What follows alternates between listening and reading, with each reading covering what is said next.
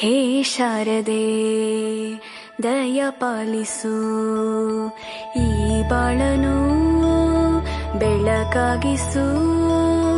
ಹೇ ಶಾರದೆ ದಯ ಪಾಲಿಸು, ಈ ಬಾಳನು ಬೆಳಕಾಗಿಸು.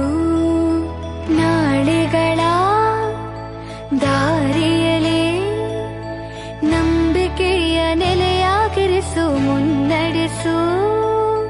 ಕೈ ಹಿಡಿದು ನಾವಾಡೋ ಪದ ಪದದಲ್ಲೂ ಸಂಚರಿಸು.